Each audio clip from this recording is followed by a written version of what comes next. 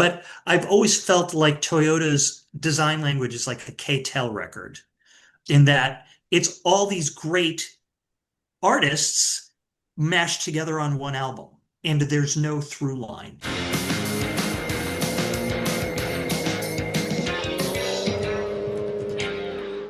Welcome back to Car-Pinionated, our weekly show on cars, the car industry, and driving in general. I'm Doug Stewart, digital executive producer for Fox 61 in Hartford.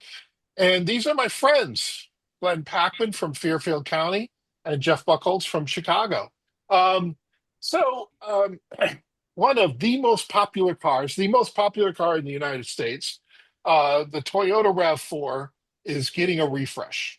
It's gone and got new clothes, and it's really gonna, it's not changing much.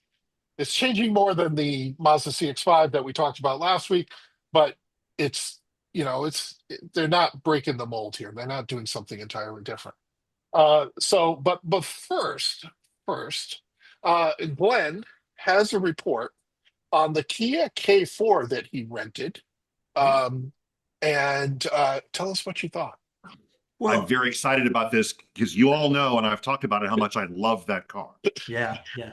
Um, First off, it's worth noting that I rented this car through Turo, which is what they call peer-to-peer renting, where you're actually renting from an individual, and then the company just oversees the whole thing. I think it struck me as important to take the better insurance package just because this is somebody's individual car.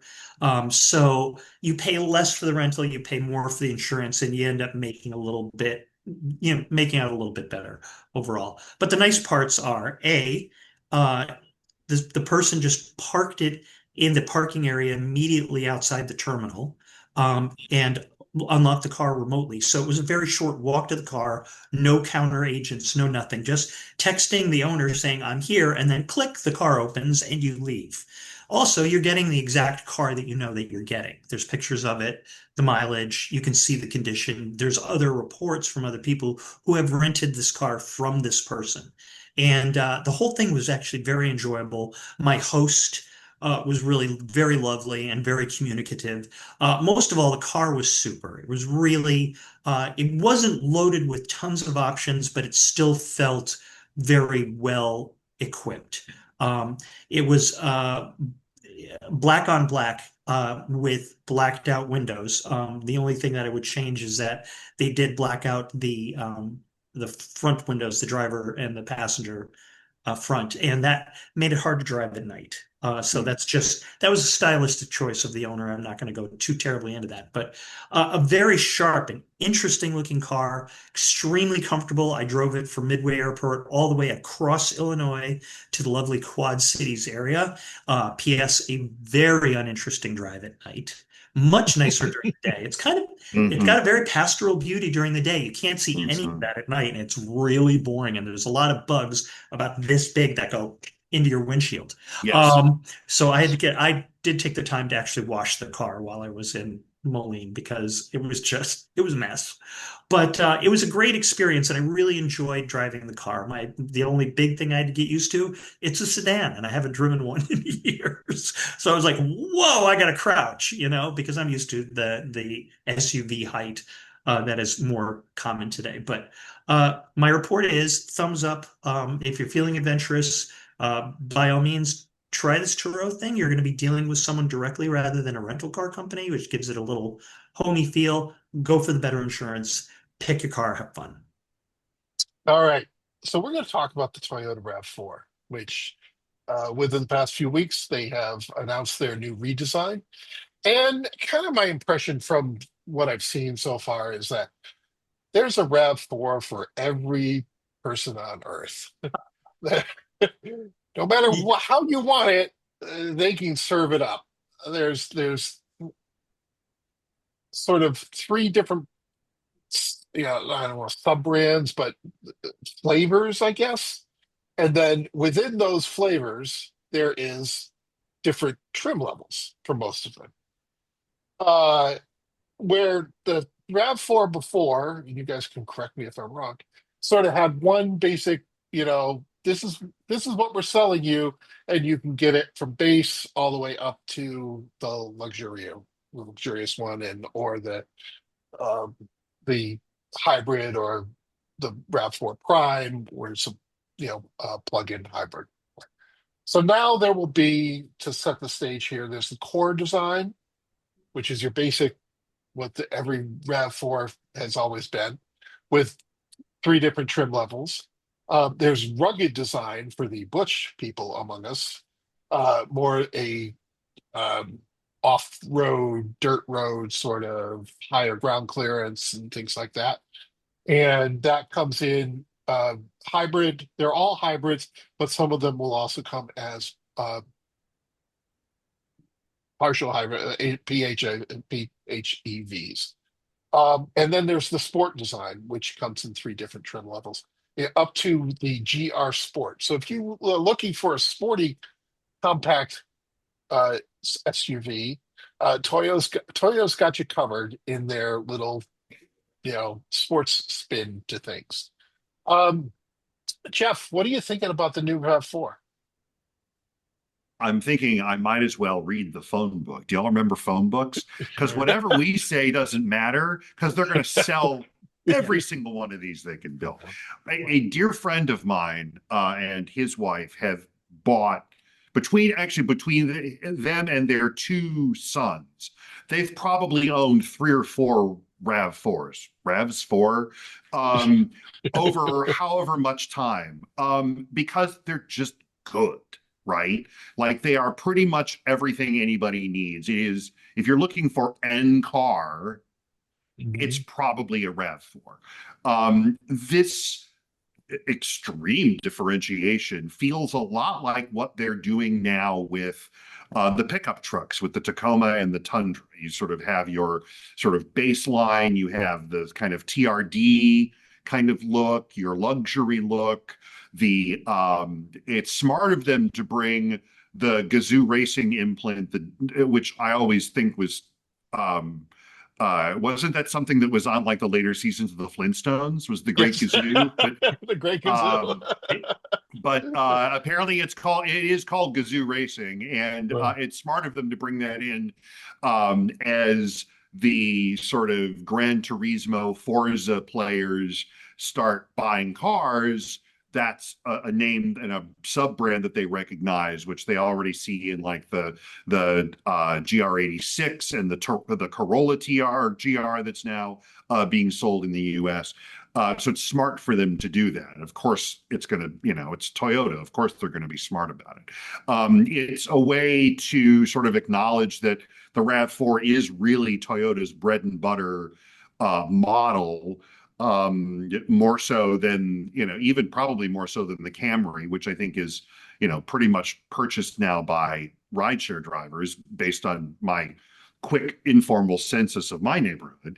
But I think the RAV4 is the one that most individual buyers are claiming, and with good reason. It seems like a canny update for them, and a way to sort of cover the waterfront in terms of, as you say, we've got a RAV4 for pretty much everybody. And I'm sure that, like I said, they're going to sell every single one they can make. And it's a super smart update for them. I would say that not only rideshare drivers, but grandparents. Yeah. Well, now that the Avalon is gone, you're right. They probably are all buying Camrys because that Crown is super expensive. Right. Yes. I will say, and I'll get to Glenn in a second, but I really liked the Crown Signia wagon. I thought great. that it was really, really sweet. It's That really was good. like, I'd have a tough time doing Volvo wagon or that. And I'm not even, I don't, the Outback, I know it's still a wagon, but I'm not. But it was just nice. It was really nice. And we'll be back in a minute. Anyway, Glenn, as a former RAV4 owner, As a former RAV4 owner, yeah, I'm going to get the photos back here so I can just refer. I have opinions. okay. Well, that's it for All right. Car-Pinionated. Yeah, it's in our title. So yeah, I guess that's the point, right? Yeah, okay, so I had a 2003 RAV4. That was the second generation. Oh, gee. Uh, I still think to this day the best looking of the RAV line. In fact, I'm gonna go out on a limb and say that first up, well, they in the next generation after that, they took the generation that I owned and just messed it up. It wasn't nearly as attractive. And I just feel like from a styling standpoint, they've been pretty much going downhill since. The current version is okay. It's a little blocky. But I really liked the look of my little cute Ute. It was totally a cute Ute, and it was an excellent little car with not nearly enough power. The new version, it's okay. I mean, it's not offensive. It doesn't bother me. But here's what about Toyota in general. They're great cars. Toyota builds a great car. Period. End of discussion. They just build a great car. But I've always felt like Toyota's design language is like a K-Tel record in that it's all these great artists mashed together on one album. And there's no through line. For those of you who would never remember K-Tel, you might know now that's what I call music, Right. volume 112 at this point, I think, something like that. It's when you take an album and you make it from a bunch of hit songs and put them together. So yeah, you have all these hits, but they don't relate. And I just feel like Toyota's given up on design language. We were just talking about Mazda, and they do such a beautiful job infusing that language into all of their cars, confidently so. I don't know what Toyota's design language is. I don't, when I see a Toyota, it doesn't say to me, now that's a Toyota. It says to me that's a Toyota because it just, but how does this car relate to the rest of the lineup? I see a little bit of the Crown in there, maybe. And the Crown's an attractive car, by the way. But like the latest Camry, I don't get at all. It seems like one of their things that you can pick off from a Toyota is that they've got taillights that got these droopy things on the edges, so it looks like eyes that have been crying and the mascara is running. Yes. Do you know what I'm talking about? It's just yeah, that's and the headlights, at least in the Camry and the current Prius, do the same thing. It's that I've yeah, heard it described as the hammerhead look. yeah. Which and I would agree with you to an extent. I think Okay. Toyota's done a better job with the Lexus division in terms of creating a cohesive line of vehicles. True. There are some disparate Toyotas. I think with the Prius and the Camry, although the Camry isn't as successful, with the Prius, they're trying to create a new language around the sort of look of that car. And I think the Prius is a pretty nice looking car, Yeah, mostly because it doesn't look like another Toyota. Right. Thank you. And Yeah. and the trucks and the SUVs all kind of look the same. I think the Tacoma and the Tundra are super familiar. The 4Runner has a couple of classic use, but it also kind of looks like a Tacoma. Yeah. The one car in the Toyota lineup that I think is the best at, oh, this is a Toyota, would be the Land Cruiser. Yeah. Yes. And Yeah. again, that windshield does a lot of work. Yeah, And if you get for the one with the round headlights, that also does a lot of work. for sure.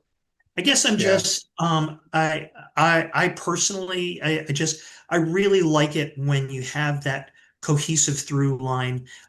Cadillac is doing a terrific job with this lately. Do you know what I mean? The Caddies just look like Caddies right across the board. And by the way, it's really beautiful design language too. Buick's only got the 4 models in the United States, but they all share that through line beautifully. So when you're buying a Buick or a Cadillac or a Lexus, or you're buying into that family, I don't get that same feeling with Toyota at all, and I haven't for a long time. It's a bunch of greatest hits. They're all terrific songs. They all sold well. They made the top of the charts. Casey Kasem loved them. Casey Kasem loved these cars. The young people are going to go, who? But anyways, do you see what I'm saying? It seems like a lot of grabbing. So I feel much stronger about it than that. That being said, I mean, yeah, will they sell a bunch of these? Sure, they will. Are they going to run like tops? Absolutely. Toyota builds a good car. There's no doubt about it. Does it wow me? No. Nope. Nope. Yeah, I think I agree with Glenn. I think that the design language is very fractured. It's Mhm. very um just put it all in a pot and, you know, all these different flavors come out. I think that they're the sedans, the Prius, the Corolla, the Camry, all kind of have some through line, but and the trucks have a through line, but it's just this pastiche of, you know, angles and curves and, you know, just. Mhm. I will say one thing about the new RAV4. I think that they did a great job cleaning up the interior because I thought the interior on the previously current generation, as it were, just was a mess. It had these big knobs that pointed out, you know, Oh yeah. from the Hmm. it was just messy. Yeah. I remember seeing the first when it first came out in New York. I thought, well, this is really great. And then the more I saw it, the less and less and less I liked it.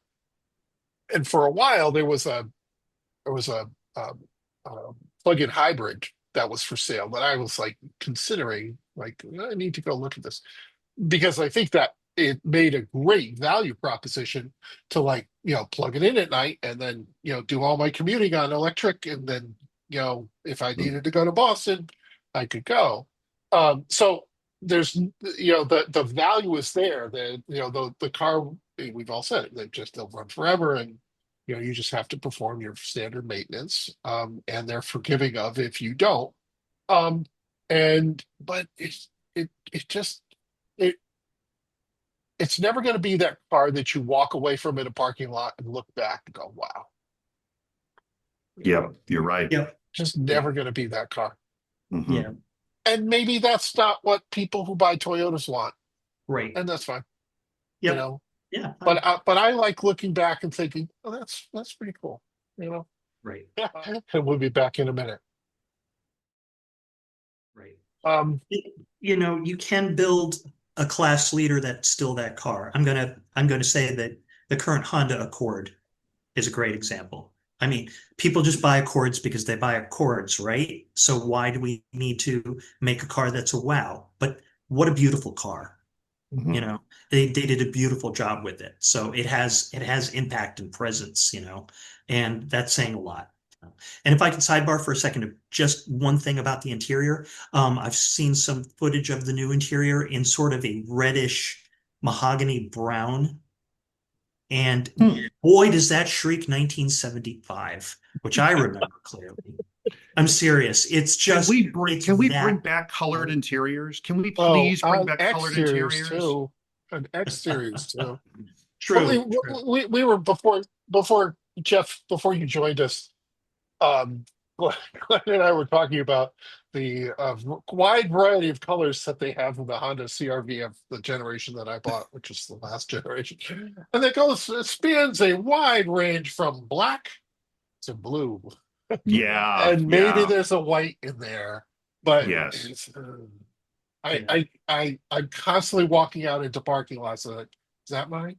Is that mine? Yeah. I just have to keep it. And it's like before you used to be able to push the remote, right? And it would beep. So you knew. Now you just kind of walk up to it, and if it unlocks, it's yours, right? Oh, right. Yeah. Oh, God.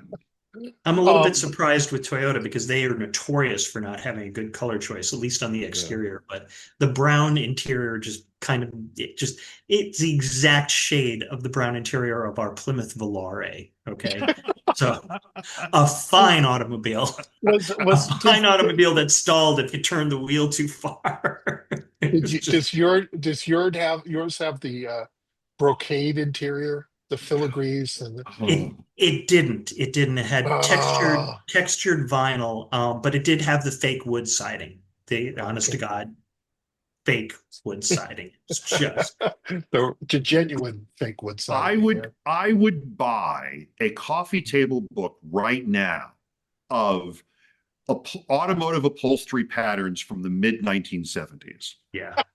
starting with Cadillac's Maharaja cloth through the striped Valencia cloth of Pontiac in the mid 70s, that great like Aztec or Mojave pattern that Chrysler had for a Oh yeah, while. yeah. I Yeah. mean, Yeah. you know, Didn't one of it?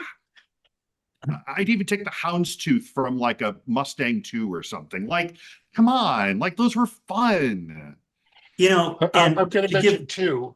I'm sorry, Glenn, I just go ahead. two. The 928 um, The pattern. Pasha On the, cloth with the yes, checkerboard. right. Oh, And yes, dude. there was a short period of time, and I believe it was Chrysler, had paisley vinyl roofs. Yes, the mod top. Yeah, Yeah, yeah, that's yeah. correct. Wow. I'm Wow. And sorry, Glenn. houndstooth check, I think also. Yeah, maybe. Yep. Well, but What you a were going to rabbit say it hole. before you do. What a rabbit hole. I was just going to say props to VW for keeping the plaid in the Mhm. GTI for all these years, because it's Yep. one of the things that is a GTI, is that It's a plaid. signature element. You're It really exactly right. is. It really is. Yeah. My dad had a Mercury Cougar. I'm going to say it was maybe a 77. Yeah. It was about 400 feet long. Yeah. It was just, and it was all hood. It Mhm. had the opera window and a landau roof.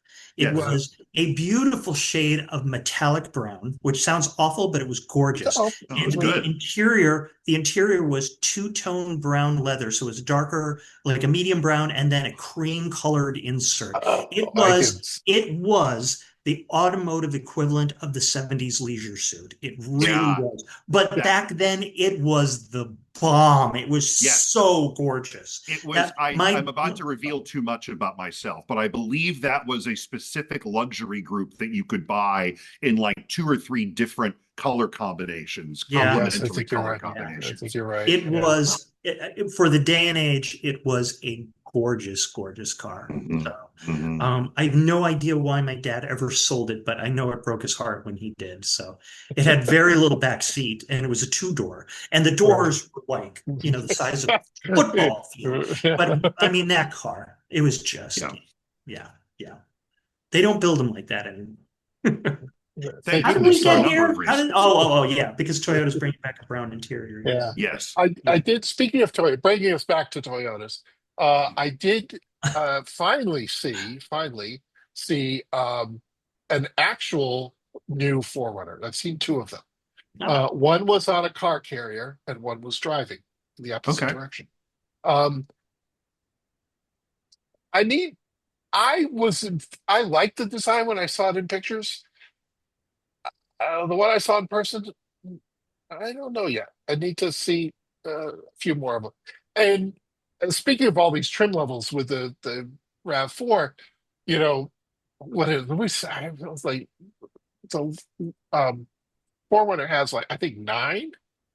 between like Yes. three, 4 or 5 major ones, and then there's a couple sub ones in there. Yes. Um,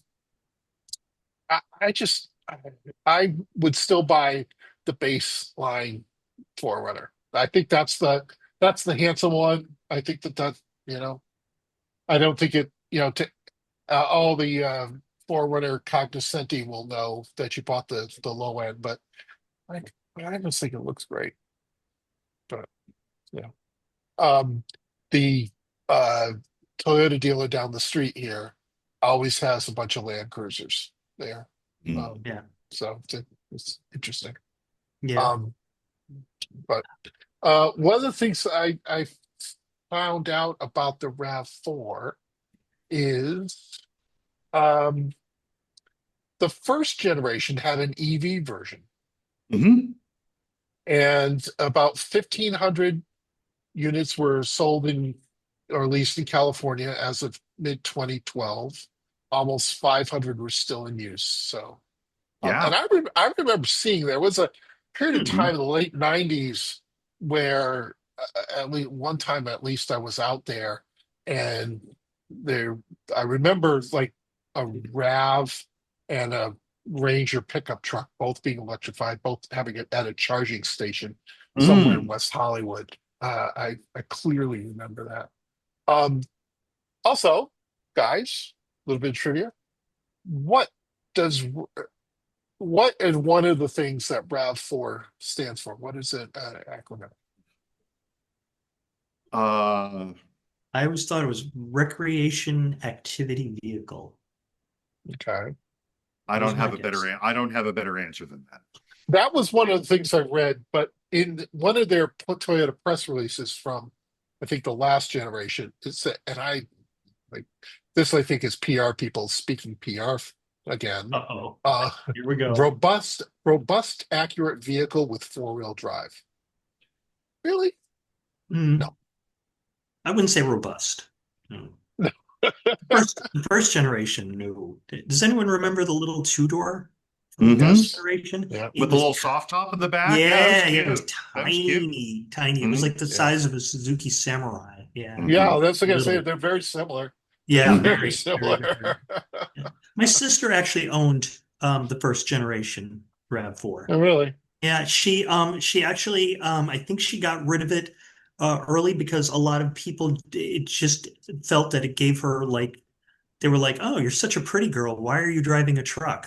Yeah. But times have changed, and it goes to show Yes. what the SUV market has become too. Mm-hmm.